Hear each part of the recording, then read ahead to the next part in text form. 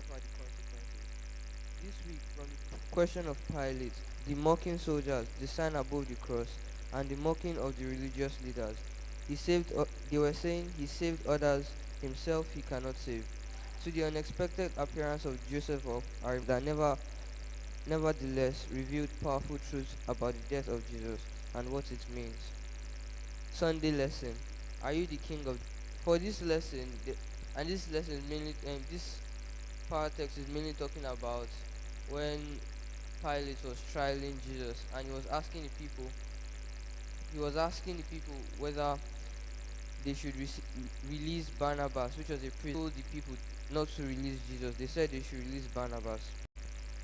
The charge against Jesus before Pilate is not mentioned, but it is possible to ascertain the charge based on the third one could be twisted into claiming homage as a king. Yet Jesus still acts in a kingly manner. His response to Pilate, "You still acts in a kingly manner." His response to Pilate, "You have said so," in Mark 15:2 is non-committal.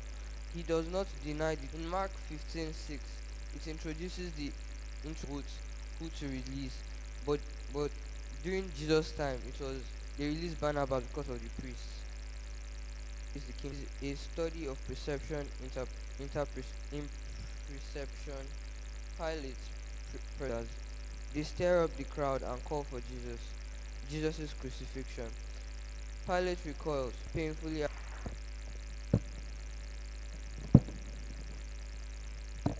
Sir, despite the fact he has worked with God for so many years, but as Christians, how many of us we can only know God the more through daily study of the Word, praying without ceasing, thinking of the things of the kingdom, and by so doing, we are we will nobody can withstand the glory of the God.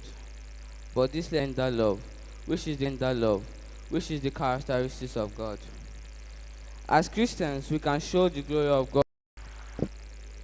Today, I'm going to be talking about Wednesday's lesson, the self-revelation of God. Exodus chapter 34, 1 to 28. In this part, we find God revealing who He is. God is not hiding. God reveals Himself time. God renewed the covenant, received the exceptional, unprecedented, and unparalleled explanation of God's name. He bowed down and worshipped the Lord. When we get glimpses of God's love, grace, mercy, compassion, holiness, justice, we are attached to Him. It is when we see and admire His exceptional qualities that we start to love Him. A love that leads back to desire to serve. Would you show them mercy?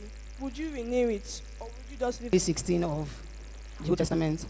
Because it tells us of the glory of God, the goodness of God, the boundless love that God shows us. But if we look very well,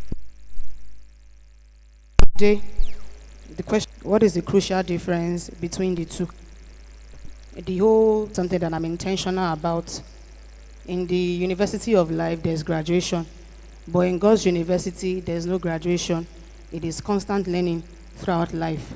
But it's expected that at every phase, at every season of our journey, there's a certain level of growth that you should have at levels of difference. To know of something could live for 40 days and then they're already worshiping the calf before he came back. So it is a question for you and I to ask ourselves. He has transformed me.